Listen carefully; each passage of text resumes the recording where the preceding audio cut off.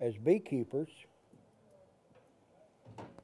I suspect some of you here have bought these high dollar queens and had them be replaced in 6 or 7 weeks, or they didn't take, whatever. Uh, and I don't necessarily fault the queen producers because they struggle with the mites, the beetles, and all the new viruses, and my goodness, beekeeping is just tough nowadays.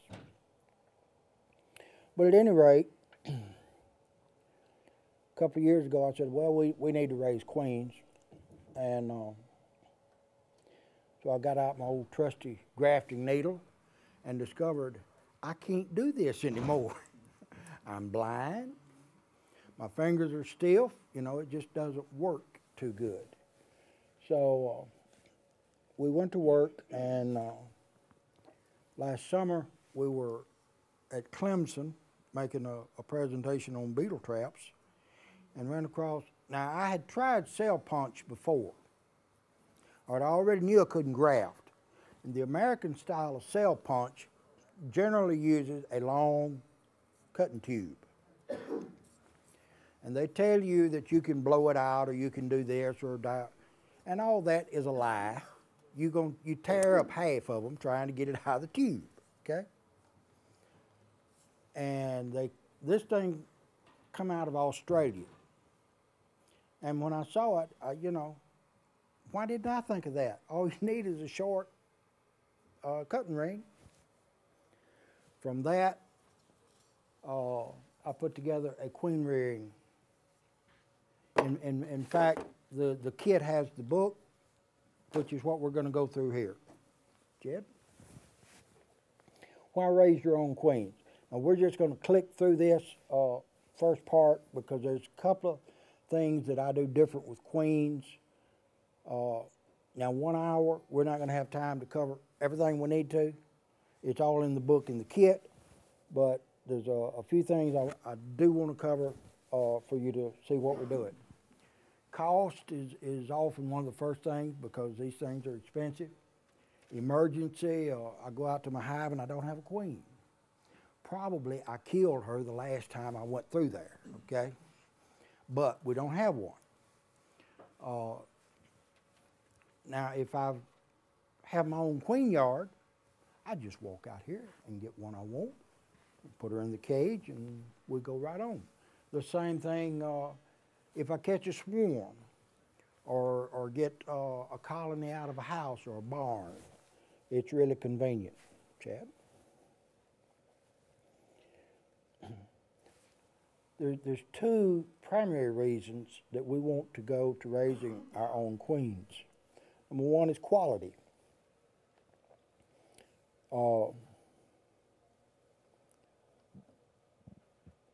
We just don't,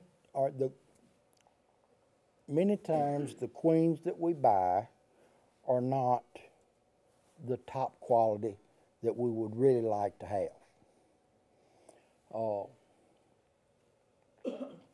With this method and with you raising your own queens, you have more time and opportunity to focus on quality control. And there's a few things I will tell you. If you do these things, then we'll get top quality queens, and that's what I want. Chad? The second thing is the need for local queens. If you can begin a queen rearing program here, then after a few generations, they have adapted to your climate, your altitude, your area. And they're going to survive and thrive much better than the queen that I send you from down south. That's one reason. The other reason, anything you buy from out of town, you're liable to import some problems. When you buy packages from the south, you most often get hive beetles with it. And they're telling me that hive beetle showed up in Michigan last year. I don't know. Is that what most of you are seeing? So you don't want to import any problems you don't have to. And a number of people have mentioned to me they really don't want to buy queens out of Georgia now because Georgia,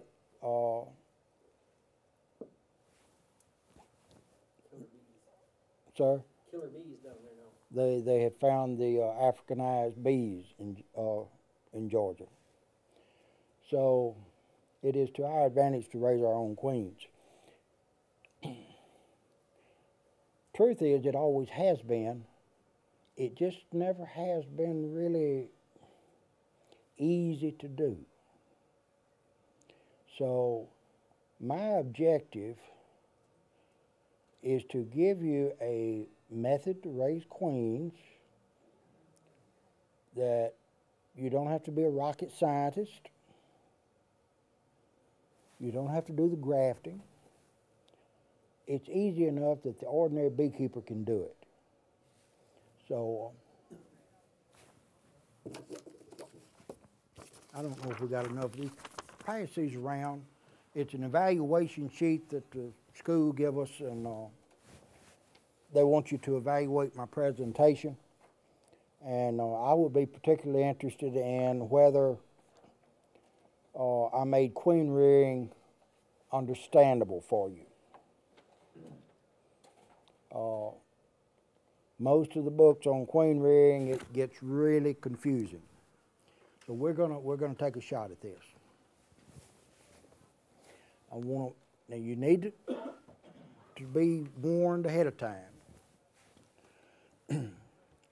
Queen rearing is time sensitive. It's not something, well, I don't have time this afternoon or this morning, I'll do this tomorrow. You can't raise queens that way. You got a calendar that you go by, and when they're ready, you got to do the job. So be prepared to do it on schedule. And I have a calendar in the book.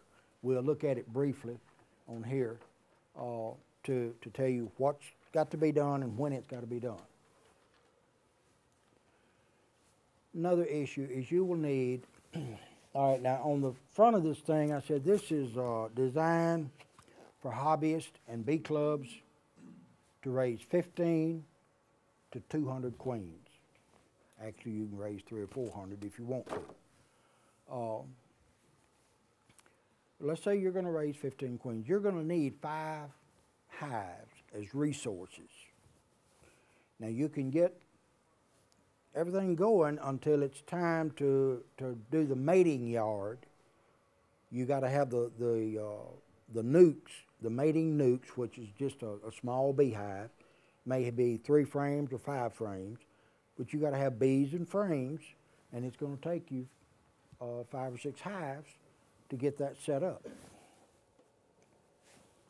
Okay?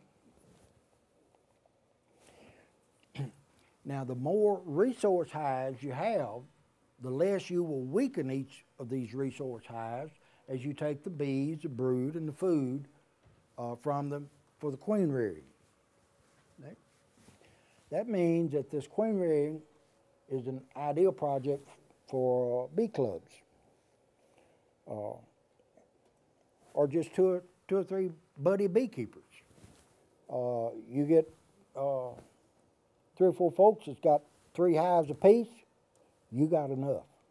Just be sure that all your hives have been inspected, you're disease-free, because you don't want to be swapping problems with each other. Be sure everybody's clean. Okay? Now I'm going to show you the 6 steps. Then we're going to go through each of those steps.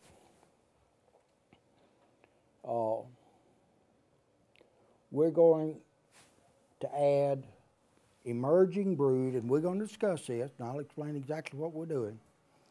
We're going to pick out a cell builder, and then we're going to take frames over here, frame of a brood, put in here, and we're going to put 4 or 5 of these frames over in the cell builder for nurse bees, and we'll explain that. We're going to make up the cell builder.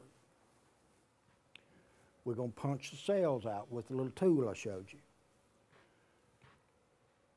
We're going to put the mating nukes together. We're going to take the queen cells and put them in the mating nukes. She'll fly out and mate. And then we're going to cage the queen. And the reason I'm showing you this, as we go through, it sounds like an awful lot of work. And it's not. You got an hour here, and then you got 8 or 9 days you don't do anything. You got another hour, and it may be tomorrow before you do anything.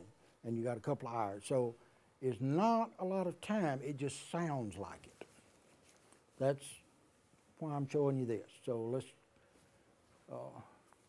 okay, terms you need to know. And I'm not going to overload you with that. You could take a queen rearing class and try to make all of your PhDs. And we don't need to do that. Queen mother. What you want to do is pick out the queen that you like the best. Now, does that mean that she produced the most honey? Is she the most gentle? What characteristic do you want? So you start with that. This is my favorite queen. That's your queen mother. Okay? The cell builder. All right, we're going to stimulate a hive of bees to raise queen cells. The way you do that is you make it queenless. You just take the queen away from them. And they, within 3 or 4 hours, it's hard. We don't have a mama. And they start out raising queens. So this is your cell builder. Let's go and we'll see. Yeah, because I'm still in terms. Okay, nurse bees. You have to have the young bees that produce the royal jelly to feed the queen cells. And we're going to explain that a little better too.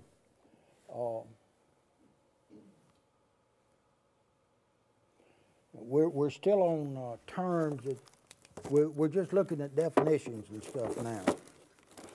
Okay. This is a cell bar frame. And this is a cell bar. All right.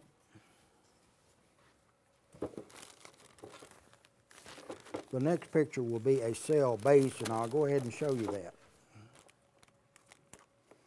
Now, what we're going to do when we raise queens is we're going to go to the queen mother. We're going to get a honeycomb that has larvae, the right age. We're going to punch that cell out. We're going to put the cell on here. We're going to line 16 of them up. We'll go put it in the cell builder. They'll make queen cells, and we'll take that and put in the nukes, one at a time. Now, when I take all the ripe queen cells, I don't want to cut or damage that cell. So I use this thing. I start out, I take a spoon and put some hot wax, and I glue it on there with wax. This is the cell bar. This is the cell base. Now then, I'll punch that cell, and that's my punched cell, and I put a spoon of hot wax and glue it on here. You got cell bar, you got wax. Next picture. Here we go. Cell bar, wax, cell base, wax, and that's your cell. And we'll have space for 16 of them. And I'm just showing you that because that gets confusing for people that have never studied queen raising at all. The idea is we're not just going to raise one queen cell. We're going to raise 15. Going to be a whole row of them. And that's a difference in just picking up a cell here and there. Okay. Now then, and these are still just terms that you need to know. The mating nuke is simply a small beehive. It may have, and whether it's a 3-frame or a 5-frame, depends on what you're going to do with it. If all you're going to do is let this queen mate, then 3 frames is plenty. If you want this hive to grow into a full-grown hive, maybe try to get it through the winter, then you probably want to start with a 5-frame and feed it, and then move it into a 10-frame, and just keep nursing it and let it grow. But if you're just going to mate the queen, 3 frames is plenty. Okay. So these are the terms we need to know: the queen mother, cell builder, nurse bees, cell bar and frame, cell bases, and the mating nukes. Any questions on these terms that you? We have to know this much. Don't have to know any more, but we've got to know this much. Okay. All right. Now we're going to get into the outline. And this is just beekeeping, okay? You start checking your hives 4 to 6 weeks before you're going to raise queens. I told you earlier, you're going to need at least 5 hives. 6 or 7 or 10 is much better. But all right, you need to have strong, healthy hives to raise queens. Okay. I use 2-story hives, deep supers. You can do that with 3 mediums, your preference. But all right. Now, if I don't have the 2-story boiling, strong, bees everywhere, then give them some pollen substitute, feed them some sugar water, let's get them perked up, because you got to have some good hives. Next. Now, in the book, what I tell you is, all right, on every step, I'll tell you, here's step 1, 8 or 9 days before cell punching. Here's what to do. After that, I give the explanation of the details. And as you're going through the details, if you get confused, don't worry about it, just skip it. Because we've got, here's what to do. Okay? All right. So 8 or 9 days before cell punching, select the hive you want to use as the cell builder. We got 5 hives, they're all 2-story. So it doesn't matter. Just get a good one. Good, strong, healthy hive. Yeah, I think I'm going to make this one my cell builder. Put a mark on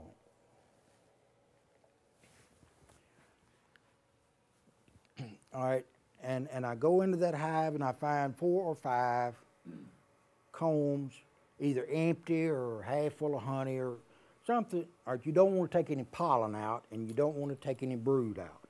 Anything else, move it. All right, so I got these frames and I go over here to my resource hives. And I start going through there and I pick up a frame and it's sealed brood. Everybody know what sealed brood looks like, okay? And I look at that and I got half a dozen little bees chewing their way out. What are they doing? They're emerging. That means that in the next 3 or 4 days, the rest of them are going to be chewing their way out. There's a reason for all that, and we'll get to it. But I get 4 or 5 of those frames with the emerging bees and put it in the cell builder. All I'm doing is swapping frames. That's why they have to all be healthy. You don't want to move your problems, you know. If everybody's healthy, you can do that. Works good. And you can brush the bees off so you don't have any fighting or any of that. And I'll talk about this right age in a little bit. Let's see if it's next. Okay. Now this is the explanation. All right, what I just told you, that's what you have to do. And if you get confused with this, just skip it. Okay? All right. Over the years, my opinion is an excess of nurse bees will cover up a lot of my mistakes. Okay? And I need all the help I can get. So I want a lot of nurse bees. That's why I put 4 or 5 frames. Now the old way of doing nurse bees was when you get ready to do the cell builder, you get an empty box, and I go and I find one over here with open brood. All right, open brood means these bees are nurse bees and they're feeding so I got nurse bees. And I put them over here. And you do that. They are not necessarily the right age to produce royal jelly. Honeybees have to mature 4 or 5 days after they emerge to reach maximum royal jelly production. Now, let's go back. We're taking the emerging bees out. Okay, and all right, it takes them 4 or 5 days, and then they will do that for 10 to 15 days. So we've got a time frame. Now, if I take this frame out, 8 or 9 days, all right? Now, it's going to take them 3 or 4 days, and they hatch. Another 4 days for them to mature, and lo and behold, I've got 8 or 9 days, and I get ready to punch my cells. I've got nurse bees in there at maximum royal jelly production age. You don't worry about it if you don't get it. Just believe it. It works, and you get an excess of nurse bees, and they are pumped up with royal jelly. Yep, provides most nurse bees the right age. Got it. Now,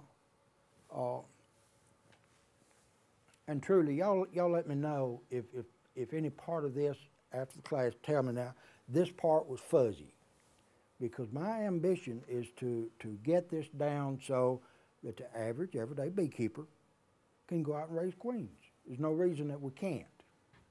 This is your cell builder hive. You remember I told you about those empty frames or the ones with half full of honey or whatever? I'm going to take them and I'm going to put them here. I'm going to take the brood frames, emerging brood, and put them over in the cell builder. What to do? We got that? We ready to move on? Good. Okay. Step 2. All right, now, if you think about it, all we did is decide, okay, on such and such a day, I'm going to raise queens, and this is 8 days ahead of time. And you walk, and it takes maybe an hour. And that's putting your bee suit on, lighting your smoker, and getting these frames, and swapping them all out, and putting it up, and going back in the house. So you started queen rearing, and we've done 1 hour. All right. Now then, okay, I'm gonna start my queens tomorrow morning. Now you can set up the cell builder tomorrow morning. The cell builder needs to sit queenless at least 4 hours before you give them your queen cells. I have found letting them sit overnight works just fine. That way I can do it in the afternoon, late, and I've got plenty of time. Because now this job may take a little bit because you got to find the queen. We're going to set up the cell builder. Okay, what to do? Remove the queen. Remove all open brood and eggs. Now you take that queen, you can put her in a, or you can just take a couple of 2 or 3 frames and put her in a nuke and put her in a cage and give her to another hive, whatever. But you've got to get her out. You've got to take the brood out and you've got to take the eggs out. Because if you miss anything, instead of taking the cells that you carefully select they're going to jump on these down here, and you, well, why didn't they didn't take any of mine? They had their own. So, what to do? Remove the queen, remove all open brood and eggs. Okay. Now, again, this is a 2-story hive, so it may take you a little bit to find the queen. But I've set it over, and I got the 2 boxes. See it? Now, I want to arrange the box that I'm going to have on top like this. I'm going to have a space in the center for the cell bar. And you could either put an empty frame in there or whatever you want. But you want pollen immediately beside your cell bar frame. The queen cells don't use the pollen, but the nurse bees require pollen, the protein from the pollen, in order to produce the royal jelly. So we provide an excess of pollen for the nurse bees so that they're geared up and can produce plenty of royal jelly. We give them, and you're not going to find a solid frame, you know, okay. There's got, just get all the pollen you can. You can put a frame of sealed brood, be sure none of it's open. And all that does is attract the nurse bees to this spot. But it's not necessary. That's kind of optional. But if you don't want to do that, just put another frame of pollen. Plenty of pollen. We put now you also have to have a feeder. It doesn't have to be in hive. I use that myself because for me it's convenient. You can use a top feeder or whatever you want, but you have to provide the sugar syrup to stimulate wax secretion, because they're going to be building all these queen cells, and we want plenty of wax available. Okay? All right. We moved frames for the nurse bees. Now we went to the cell builder and we took the queen out, we took all the eggs out, and they don't have a mama. Step 3, we're going to punch the cells.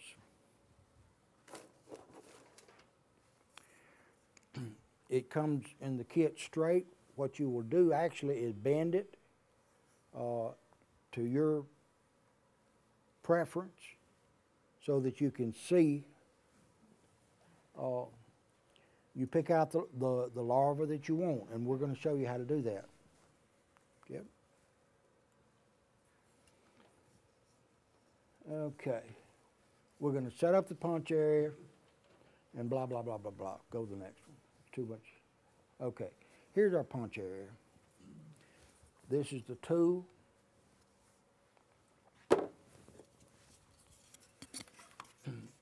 Here's our cell bar and that bar. All right, I take a hot plate. I took a little camping cup, filled it half full of water, put me a fist-sized chunk of wax in it, and I don't want to boil it. I want it just hot enough that wax is melted good, but not anymore. Okay, just good. And then I set this thing in the cup. Keep it hot, and it'll cut through the. Oh, and you have to use wax foundation. This thing won't cut through a plastic foundation. Okay. Okay. Next. So we get set up now.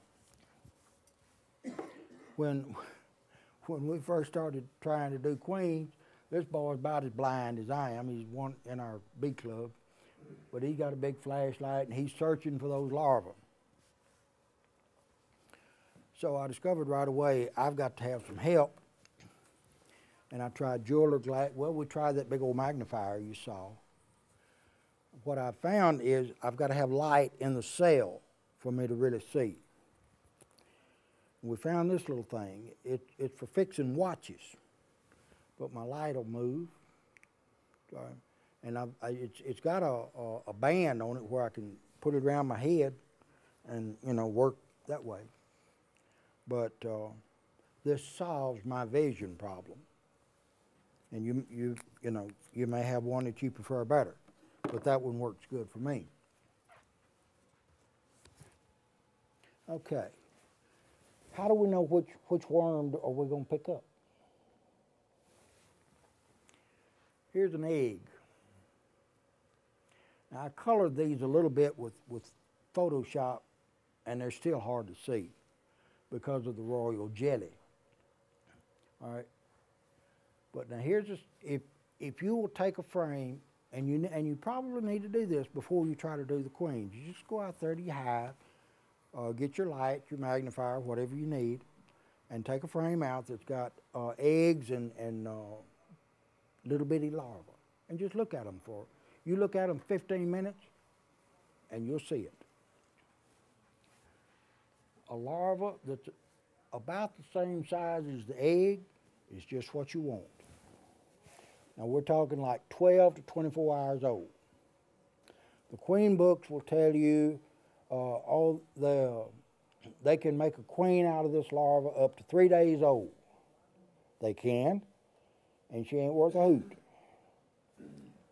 Because as it approaches 24 hours, what they feed the worker bee, see, your worker and your queen start out the same. Same egg, fertilized egg. All right, but this one we're going to make a queen, and this one's going to be a worker. As that worker approaches 24 hours, then the composition of this royal jelly begins to change a little bit. It's not much. You still make a queen, but she's not the top quality. Now this one we're going to make a queen, and we don't ever change it. It is pure 100% high test royal jelly the whole way. So I really don't want one more than 24 hours old, which if you look, and it doesn't take, and you'll see that egg or the newly hatched larva doesn't take up very much on the bottom of the cell. There's a lot of space around it. Those are just right. That one is way too old, too big. Just look at your cell a little while, and you'll see that right away. And these pictures will give you an idea. Check. All right, now, are we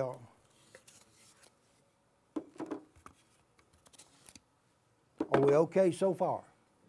All right. So now, go out. You remember that queen mother? This is my favorite queen. And I get that honeycomb. I'll take it in there, and I'm going to set this thing up at a bit of an angle. And that tool is going through right here. All right, I pick out that cell that I want, and it goes all the way through. You can pull it back, but I generally don't, because I don't want to disturb that larva any. I'll punch it through, and generally I have somebody helping me. But even if I don't, I'll just turn it up. Is it impossible to do it with plastic then? Sir? It's impossible if you have plastic. Impossible? No, it's not impossible. What you have to do, are you familiar with the little zip saws that they use for paneling? And it's a little saw about this big around, and it's got a blade, and it cuts all directions. It's like a drill. But you have to come in from the bottom. All right, if you try it from the top, you generate so much trash that it falls back into the cell. If you do it from the bottom and you don't go all the way through, just go through the plastic, but then your problem is lining it up.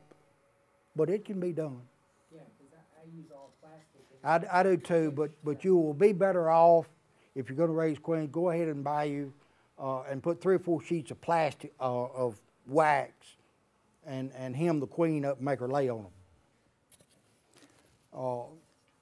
Yeah, because we did the plastic. It's doable, but it's a bit of a pain. Yeah. All right, go through and I punch. Now, and I painted the little larva red so we could see it. Can you see, because we got a midrib in this honeycomb. So when I punch it through here, that little larva is not in the bottom. She's up here about a ½ inch. I can either punch it up a little bit. I've got room enough to get the wax under the larva. Take that. Now I've already got these cell bases on here. I spoon me a little spot of wax and I set her on here. In fact, I think the next picture shows that. No, back, well, try one more and then we'll back up. Ah, that is it. Okay. This is a cell that he just punched. He's holding it in his hand. Now, when we did this one, we used a sponge, you know, and we put a daub of wax. These are cells that we've already attached, and you just take that and set it in there. Now, since then, we discovered this marvelous invention called a spoon that works better than the sponge. Okay, so we take the cell, we spoon a little puddle of hot wax and set the cell in it. 5 or 10 seconds, it's cooled off, it's set. We'll go to the next one. Can you get that upside down? Sir? Can you get that cell upside down? Or do you need to pay attention to how you took that off and how you set it back on there so that you haven't flopped it over? Okay. Question is, can you get it upside down? You could, but I don't think you will. When you punch it out,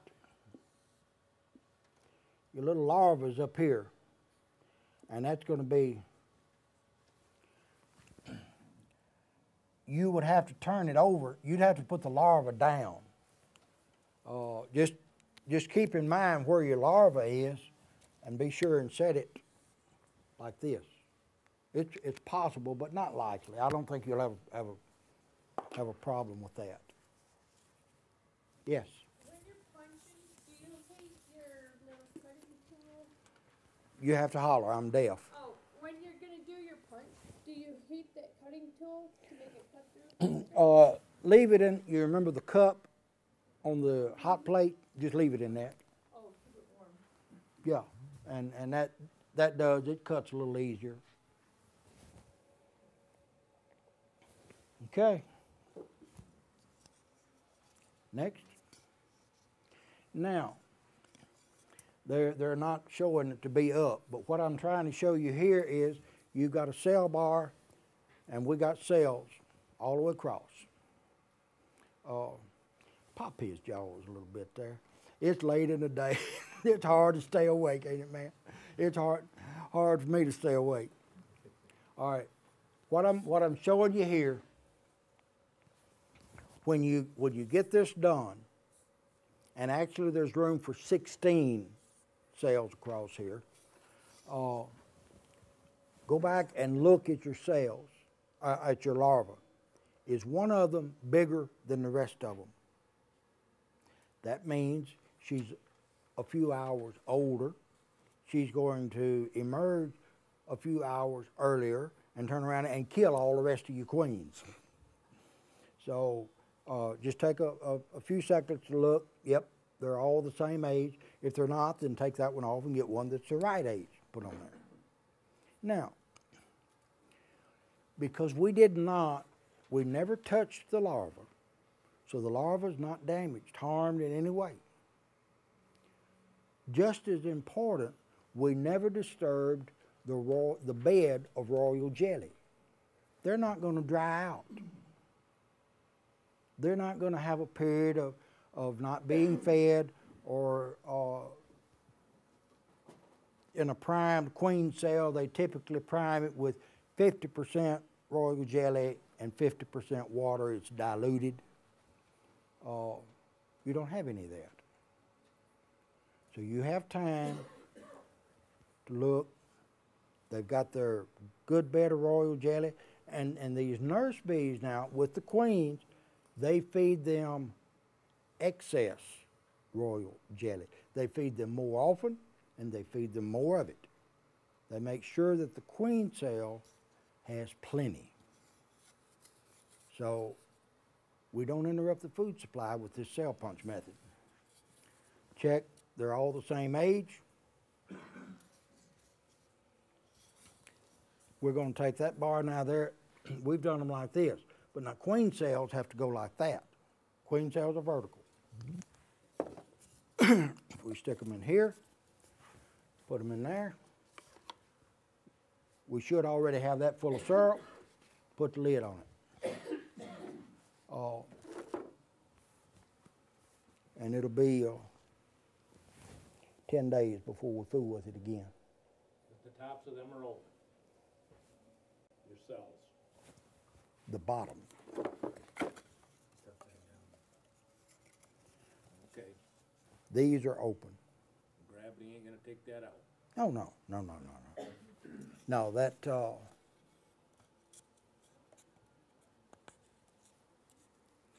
come on, Sal. You talking about them like sliding out or falling out? Or, no. Gravity don't want these, okay.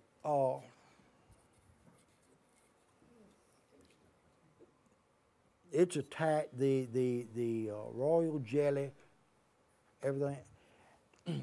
That's real thick, that jelly then? It is. It's real thick. But even if it was thin, all right, see, when the commercial beekeepers do the artificial queen cell cups, they put a drop, it's diluted 50-50 with royal jelly and water, and they put a drop of that in each cell, and they put the larva in there, and they still do this. And that doesn't fall out. So again, and ours is thicker, much better. I noticed you moved 4 frames of sealed brood over to your cell builder hive. Mm-hmm. That's the cell builder hive, Yes. but you got them in the hive body below? Okay, yes. When I moved those over, that was 8 or 9 days ago. Oh, I got you. They've hatched since then. I got you. Okay. But good observation. You're gonna make a queen breeder. I mean, because that's what you got to do, is you got to think about those little things. Excellent. Okay, we done put our nurse bees in. We punched our cells. We got them hanging on here, and we put them in there. They're queenless. They're going to make queen cells. Have you got this much so far? All right. Good. Next. Now here's your calendar. See, it all looks complicated, and there's a bit you have to know, but if you get that organized, if you will read this book through once, then take this book and read it again and do each step, you got it. I guarantee it works slick as a whistle. That's beekeeping up here. Step 1 is we add the nurse bees. Step 2 is we make up the cell builder. Step 3, we punch cells. 2, 3. Step 4, we're going to make up the nukes, which we're going to get to that in just a second. Step 5 is we're going to take those cells and put them in the nukes. And step 6 is we go collect our queens. But you got most of it done already as far as the queen rearing. It is. It's just, I'm delighted. Next. Okay. Set up the mating nukes. Again, what to do. We don't have to know all the deep, dark, mysterious details. I've put details in the book, and certainly read them. The more you understand, the better beekeeper you'll be. Okay, so we get our nuke boxes all put together. We put 2 or more frames of bees and 1 frame of honey in each nuke. Now, this is your choice whether you're going to do 3 frame or 4 frame or 5 frame. What I do is I use a 10 frame deep.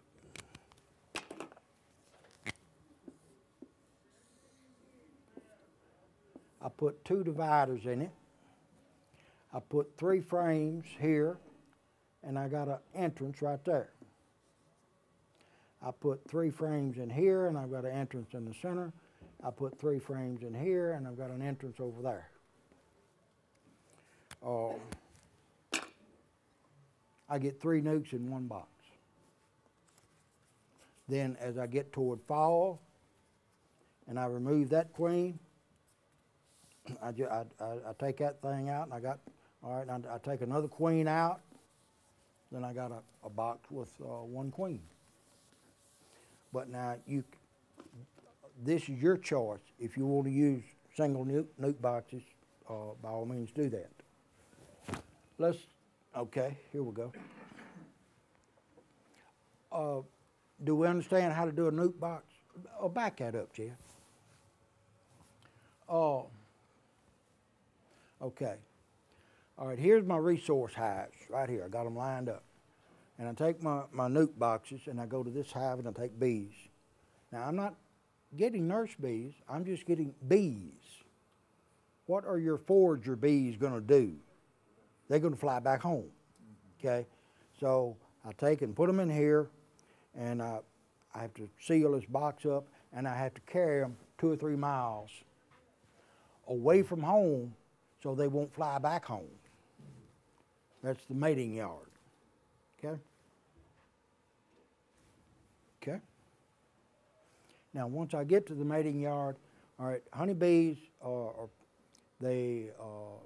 they find home with the polarized light and the sun direction and the compass and all, going right here. So if I set these hives at a little different angle, then I'll go here. And I go over here. I don't know if in the book I've got some designs that researchers have studied that bees can identify this design and this design and colors, and that helps when you get a really large mating yard. If you got 100 of these boxes out there, then it helps the bees. But for us, they'll probably get by. Next. Okay. All right, now that was step 4. Say my bees, my queens are gonna hatch off tomorrow. So I got to move them. So I went out yesterday afternoon and I made these queen nukes and picked them up and I carried them 2 or 3 miles, away, and got my queen yard set up. Now, this morning, I go to the cell builder and I've got 16 big fat queen cells. I go to my queen yard. All right, now I don't want to mishandle that cell. That's why I put this little piece of wood in here. I take my pocket knife and I cut this wax up here. And I got that little piece of wood and I pull the frames apart and I put it in there. And I put 1 queen cell in this nuke that does not have a queen. I get the next one and I put in the next nuke.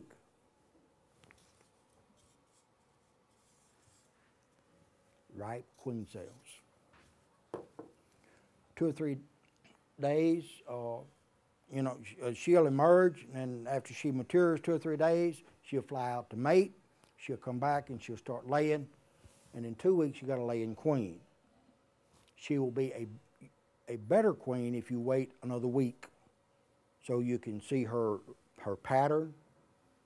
And if you leave her in here 3 weeks, you get better queens. And we're looking at quality. Okay. This was step 5. We put our queen cells in there.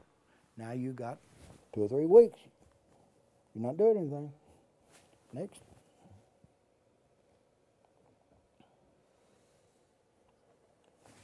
Well, we just covered all this.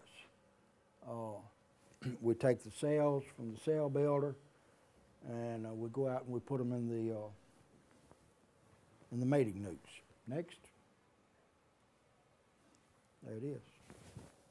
2 or 3 weeks, you go out. She's laying, and she's fat, and she's yellow, and she's pretty.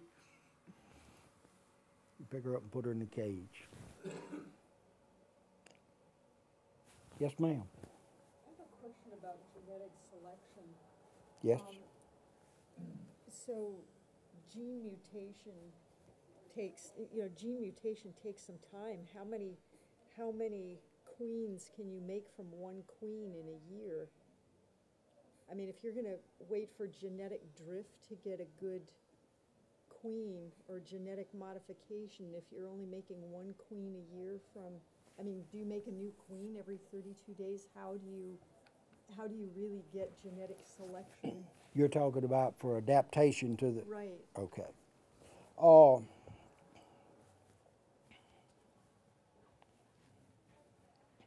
I will tell you the truth.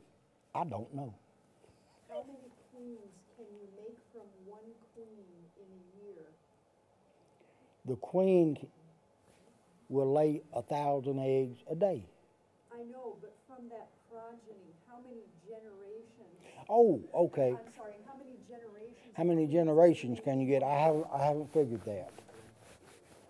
Oh, that's true, 'cause you've got drones. Yeah. Now did I catch drones? Yeah.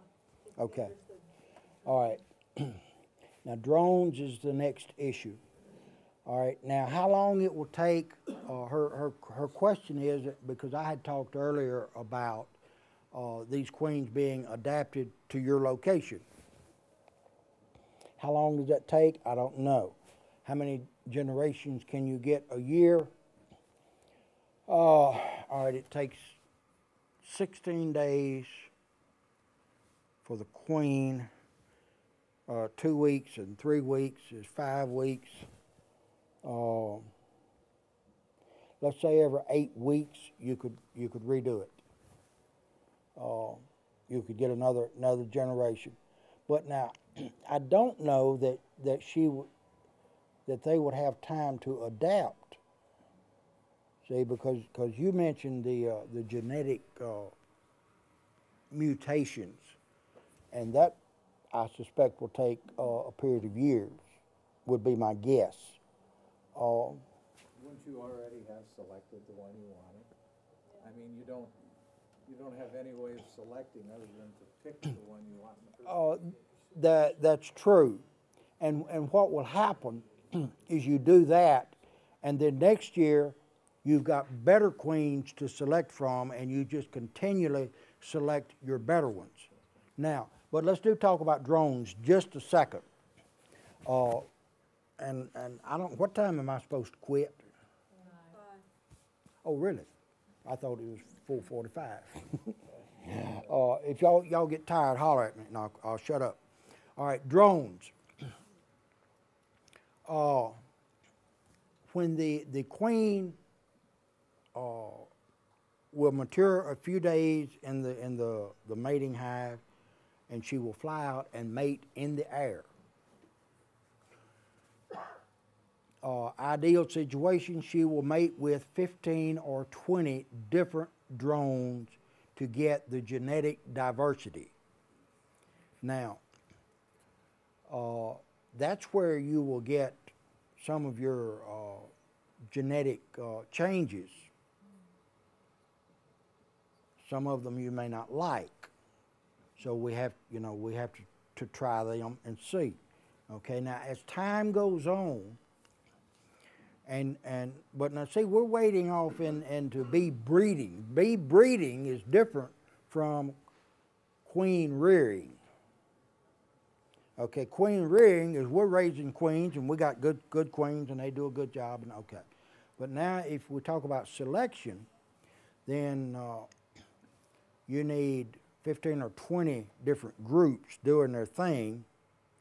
Okay, now he's got a good set of queens, so what we're going to do is get one of his queens, and we're gonna set up a square mile, and we're gonna put 2 or 3 drone frames in his good queen hive here, and that will be a drone mother. He's got some good bees. We're gonna take his and make a drone mother here, and there, and there, and there, and there, and there, and we're gonna surround this mile, because when the queen flies out to mate from her mating yard, she tries not to mate with drones from home. She's gonna go maybe a mile to what they call a drone congregation area. And I don't know, and I don't think anyone else knows either, how the drones select that area, nor exactly how the queen finds it. But the drones within a mile, mile and a half, from all the hives, from his hives, your hives, from your hive, they all, okay, we're gonna gather up over yonder to South 40. And that's where they go. And they buzz around up there, maybe 30 feet up to 100 feet, and they just sitting there buzzing. Now, how that queen knows where they are, who knows? But she knows. And she comes out and she goes right through the middle of them. And the fastest, toughest drone catches her. All right, so if we're going to do queen selection, then you're looking at a long term, and you have to saturate the area with favorable drones. So really, a lot of this selection is actually due to how you select the queen, which queens you use to breed. So Absolutely. it's not a, it's not a random. Yes, That's correct. only 50% of it though, right? Sir? That's only 50% because of the queen. That's right, because of the drone. Ideally, if you had your queens year, you start off one year with the best queen you got. She goes out the following year. You go out again and you pick out the best queen you got. Last year you went 10 miles that way. Next year I'm going to go 10 miles that way. Excellent. The third year I'm going to come around and I'm going to say, okay, now this is the best one out of these two. You got it. You repeat that enough times, pretty soon you got your super bee. Exactly. He's gonna make a queen breeder. That's right. But now let's not wade off into queen breeding too heavily. But you are absolutely correct. Now you had a question? I lost it. I was fascinated with it. Okay. Yes, Are you recommending that you requeen every year then? I do. You do. I sure do. And part of the reason for that is swarming. In fact, I recommend requeening at the end of summer. That used to be the practice, correct? No, I don't I think. heard in the last class say that they used to requeen late in the year. Well, now that may be. That may be. The reason being, there's a couple of reasons. I don't think I even covered it in the varroa mite section. I've got another book out there with the seasons of beekeeping that explains this. All right. I want to kill the varroa mites because varroa mites double their population every 3 or 4 weeks, and I put that on a chart, and it does this, and then in July it starts up, and in August and September it shoots straight up. And you walk out there in October and your hive's dead. Oh, they killed it all of a sudden. No, it didn't. They started way back in March. It took the mites all year to kill it, but that's how they did it. Now, so I kill mites in July with Apiguard, and as soon as I get that done, I wait a week, and I put a new queen in then in August. And I can watch her, and she's doing a good job. If she's not doing a good job, throw her out and get another one. All right, no mites, a new queen. I got healthy fall babies, and they get through the winter real good. Plus, new queen, I have 80% less swarming next spring. Well, you're just concentrating on queens, you're not doing the honey, and then after you take off the honey, then doing the queen, right? You're gonna have to holler at me. Okay, you're concentrating through this whole process, this whole year, you're concentrating strictly on queen, not making honey and queen, right? Yes, that's true. It would be difficult to, now, you remember I said earlier, this is a good project for a bee club? See, if you're just gonna raise this 15 or 20 queens, and you got 15 or 20 hives, you can take that one frame brood. You can take that one frame for the queen nuke, mating nuke, and you haven't hurt anybody. That way, you can get honey production and raise queens. It just takes more folks or more hives.